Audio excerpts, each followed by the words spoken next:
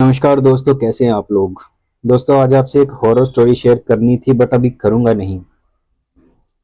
करूंगा इसलिए नहीं क्योंकि आज आपके साथ एक सच्ची घटना शेयर करनी है अपने ही देश के बारे में, जो अपने देश में हो चुकी है और इतनी शर्मसार है ना कि आप भी सुनेंगे ना तो दोस्तों आपके भी रोंगटे खड़े हो जाएंगे, मानो रूह कांप जाए। हॉरर स्टोरी नहीं है, मगर एक ऐसी सच्ची घटना है जिसे मैं समझता हूं कि आपको भी जानने का पूरा हक है और आपको जाननी चाहिए। आप भी इसी देश के वासी हैं। दोस्तों, एक पोस्टमार्टम की रिपोर्ट सामने आई। मुझे लगता था मैं बहुत मजबूत हूँ। कुछ भी हो, आदमी मजबूत होते हैं। पर दोस्तों, मैं सिर्फ ये पीएम रिपोर्ट देख के ही हिल गया। देख के समझो, सोशल मीडिया पे सबके लिए वायरल है, काफी वायरल हुई है। जिसने भी वो पढ़ा है ना, वो समझो सच में अंदर से रो रहा होगा कि इंसान का ऐसा डरावना रूप, इतनी दरिंदगी एक इंसान दूसरे इंसान के साथ कैसे कर सकता है। और इंसान भी नहीं कहूंगा, सामने वाला जिसके साथ दरिंदगी की जा रही है वो 10 महीने का बच्चा है। अब 10 महीने का बच्चा क्या होता है, मेरा खुद एक बेटा, मैं जानता हूँ। 10 महीने का बच्चा बोलता भी नहीं है ठीक से। उसे दुनिया का ही कुछ पता नहीं होता, सिर्फ उसकी माँ ही सब कुछ होती है उसके लिए। उस 10 महीने के बच्चे के साथ दरिंदगी की ऐसी हैवानियत की गई कि आप सुन के रो देंगे। अब उसको लिटाया जाता है, उसके 10 महीने के बच्चे के घुटनों में गोली मारी जाती है, जॉइंट पे। उससे वो मरता नहीं है, तड़पता है, रोता है। सोच के देखिएगा, ये रियलिटी हुई है हमारे देश में 2024 में। घुटने पे गोली मारते हैं, दिल नहीं भरता। चाकुओं से सीने पे कट मारते हैं, कितने सारे जख्म देते हैं। वो बच्चा मरता नहीं है, तड़पता रहता है। और ये दृश्य उसकी माँ दादी के सामने किया जा रहा है। उसकी दोनों आंखें निकाल देते हैं। वो बच्चा तब भी जिंदा था। हे भगवान, उसकी दोनों आंखें निकाल देते हैं, वो बच्चा तब भी जिंदा था। फिर मन नहीं भरता, या कहें कि रहम आ गया।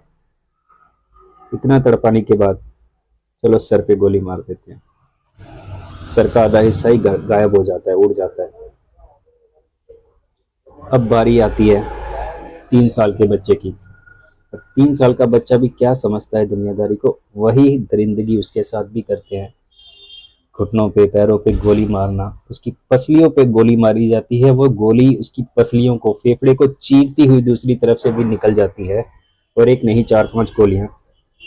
ये 3 साल के बच्चे के साथ भी दरिंदगी होती है, उसकी भी एक आंख निकाल देते हैं। ये पोस्टमार्टम रिपोर्ट है जो। अब तीसरा नंबर था एक 8 साल की बच्ची का। जी हाँ दोस्तों, तीसरा नंबर 8 साल की एक लड़की का था। अब उसके साथ भी दरिंदगी, पैरों में गोली, कंधे पे चाकू से कट ताकि जल्दी मरे ना और सिर्फ तड़पे। और जब इतना सब हो जाने के बाद फिर उसके भी सीने पे कुल 5 गोलियां मारी गई उस 8 साल की बच्ची को।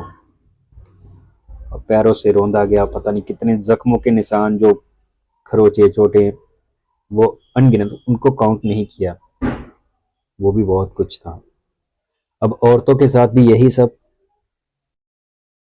सीने पे गोलियां मारना, जबड़ा टूटा हुआ, पसलियां टूट, वो जो 55 साल की बुजुर्ग औरत है, उसकी पसलियां भी टूटी हुई थी, पीएम रिपोर्ट में शामिल है।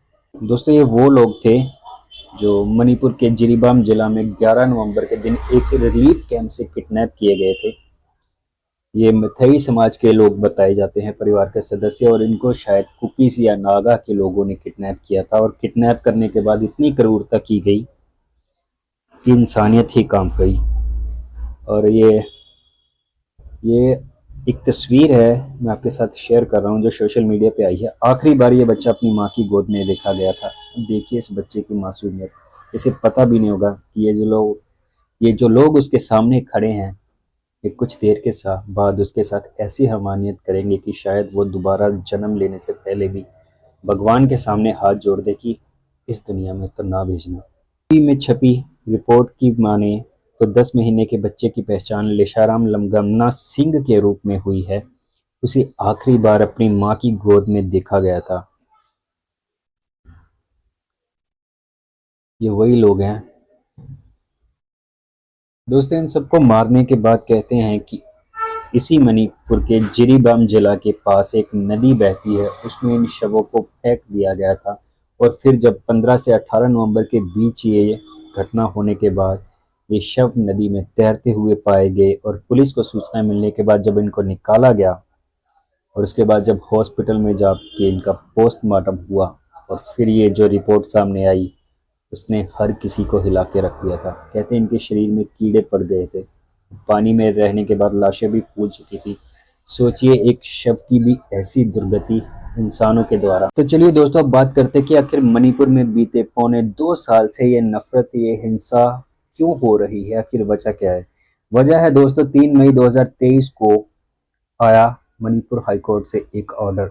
उस ऑर्डर में ये कहा गया था कि मणिपुर की सरकार से राय मांगी गई थी कि मैथई समाज जो अपने आप को एसटी का दर्जा देने की मांग कर रहा है उसके बारे में मणिपुर की सरकार की क्या राय है। और ऐसी ही एक उन्होंने रिपोर्ट मांगी थी सेंट्रल गवर्नमेंट से, यानी कि स्टेट गवर्नमेंट के और सेंट्रल गवर्नमेंट दोनों से ये उन्होंने उनका पक्ष जानने के लिए कहा था 4 हफ्ते का टाइम देकर।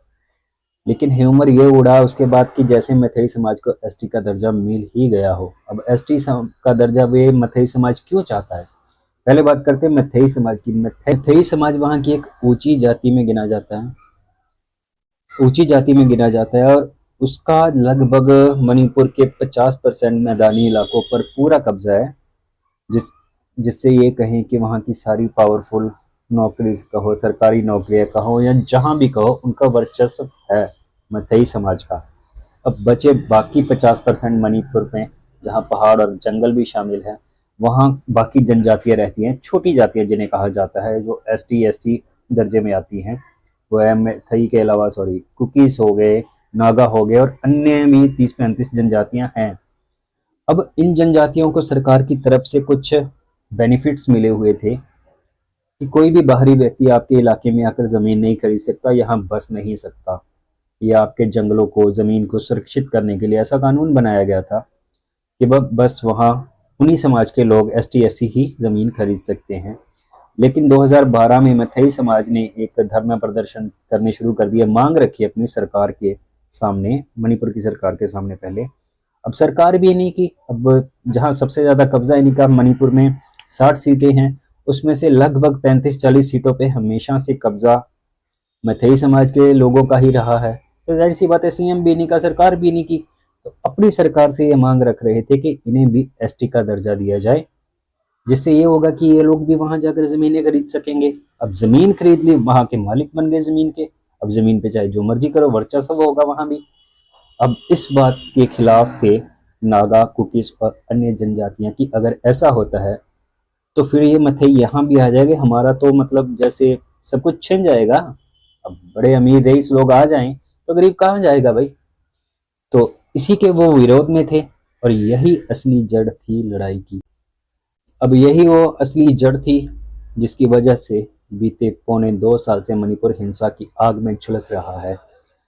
अब इन्होंने पिटीशन दायर कर रखी थी मैथई समाज ने। उसके बाद जो होना था, जब 3 मई 2023 को हाई कोर्ट का फैसला आया, उसमें उन्होंने तो सिर्फ एक राय मांगी थी सरकार से, इनके मणिपुर की सेंट्रल स्टेट गवर्नमेंट से और उसके बाद मोदी साहब की सेंट्रल गवर्नमेंट से। लेकिन खबर ऐसी उड़ी कि जैसे तो मानो इन्हें मैथई को एसटी का दर्जा दे ही दिया गया हो। फिर उसके बाद धरना प्रदर्शन शुरू हो गए, हिंसा शुरू हो गई। और इससे पहले भी एक ऐसी खबर आई थी शर्मसार करने वाली मानवता को, जिसके बाद जाके कहीं पीएम मोदी की चुप्पी टूटी थी और 2 शब्द निकले थे मणिपुर पे, वरना तो साल भर से ऊपर हो गया था, एक शब्द नहीं फूटा था मुंह से। जब 3 महिलाओं को नंगा करके मणिपुर में परेड करवाई जाती है, उनके साथ रेप, गैंग रेप, न जाने क्या क्या होता है। और सोचिए, कहते हैं कि उनमें से एक कारगिल में लड़ने वाले सैनिक, पूर्व सैनिक की पत्नी भी थी, जिसके साथ ऐसी नीचता की गई थी। अब कोई भी जाति हो, कैसा भी विवाद हो, कुछ भी हो, लेकिन इतनी क्रूरता यार उन बच्चों के साथ जिन्हें देश, दुनिया, राजनीति, मैथई, कुकी कुछ लेना देना नहीं है, उनके साथ इतनी क्रूरता, इतनी बर्बरता, यार कहाँ से लाते हैं लोग इतनी नफरत। यार सुन के ही रोंगटे खड़े हो गए मेरे तो। मैं सोचता हूँ कि यार अब सरकार करे तो करे, सरकार को ही करना होगा कि जो जहाँ जैसा है उसको रहने दिया जाए, चलने दिया जाए। जाति वालियाँ हर जगह अपना दबदबा बनाने के चक्कर में कहें कि हमेशा लोगों दूसरों को भी दबाते रहें। अब संविधान बना था तो कुछ सोच के बना था, संविधान में सबके लिए हक है, लेकिन अपनी मांग रखने का एक संवैधानिक तरीका भी होता है। लेकिन ये हिंसा कौन सा जायज तरीका है? अगर आपकी कोई मांग है, सरकार के पास जाइए, क्यों आपस में कुत्तों की तरह लड़ रहे हो? मैथई कुकी को मार रहा है, कुकी नागा मैथई को मार रहे हैं। इससे पहले भी कहते हैं कि मैथई के लोगों ने भी कुकीज के 10 लोगों को मारा था, जिसके बाद भी काफी धरना प्रदर्शन हुए थे, और फिर काफी लोग रिलीफ कैंपों में भी जा जाके रह रहे थे। अब ऐसे ही कुकीज ने कहो मैथई के किसी रिलीफ कैंप के ऊपर अचानक हमला करके गए या छापामारी करके, जैसे भी वहां से इन 6 लोगों को, सॉरी लोग कह रहा हूँ, 3 बच्चों को और 3 औरतों को किडनैप कर लिया था। फिर उनकी तस्वीर भी वायरल हुई थी और उसके बाद उनकी लाशें तैरती मिली, और फिर आई है पोस्टमार्टम की रिपोर्ट जिसने रूह कपा दी। अब आप क्या कहते हैं दोस्तों? ज़रा इमेजिन कीजिए, ये 1.5 साल से चल रहा है, मतलब मणिपुर ऑलमोस्ट 1.5 साल से इस हिंसा की आग में जल रहा है। लेकिन प्रशासन कहे, सरकार कहें, अपील्स वगैरह कर रही है, लेकिन कोई भी पुख्ता हल नहीं निकल रहा इस जातीय हिंसा का। सोचिए, लोग न जाने कितने ऐसे लोग हैं जो इस हिंसा में अपने घर बार खो चुके हैं, न जाने कितनी घरों दुकानों को आग के हवाले कर दिया जा चुका है। एक सरकारी आंकड़ा कहता है कि 250 से ज्यादा लोग मारे जा चुके हैं, लेकिन आप और मैं अच्छी तरह से जानते हैं सरकारी आंकड़े कभी भी सही नहीं होते, खासकर इन जैसे मामलों में। तो कितने रियल में मरे हैं ये तो पता नहीं, लेकिन बहुत सारे लोग मरे हैं। न जाने कितने लोगों को जिंदा जलाया गया, घरों को आग लगाई गई, गोलियों से हमले, न जाने और भी बहुत कुछ।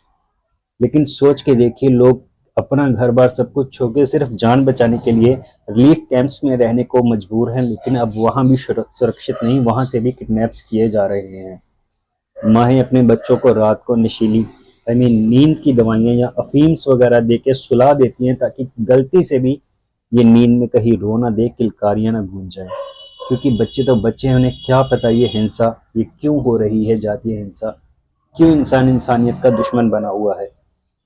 तो बच्चे सो जाएं इसलिए माएँ उन्हें नींद की गोलियां और अफीम्स तक भी देती हैं। ये रियलिटी है हमारे मणिपुर की 2024 में। और मैं सच में हाथ जोड़ के अपील करता हूं कि कोई भी सरकार हो, चाहे किसकी भी हो, राजनीति से ऊपर उठ के मानवता को देख लो एक बार यार। कम से कम इस मणिपुर के मुद्दे को जरूर सुलझा दीजिए। दोस्तों, आपको इस बारे में क्या लगता है? प्लीज अपनी राय जरूर रखिएगा। मैंने कोई भी सोचा नहीं था कि मैं इस पे वीडियो करूंगा, बट मैं ये एक पीएम रिपोर्ट देख के मैं अंदर से कांप गया। मेरा चैनल ये कैटेगरी नहीं है, मैं न्यूज़ रीडर नहीं हूँ, बट मुझसे रहा नहीं गया तो मैं इस पर एक वीडियो कर रहा हूँ। नॉर्मल सी वीडियो है, कोई एडिटिंग नहीं, कुछ नहीं। आई होप आपको सही जानकारी मिली होगी। आपको पसंद आए तो दोस्तों लाइक शेयर कर सकते हैं। नमस्कार दोस्तों।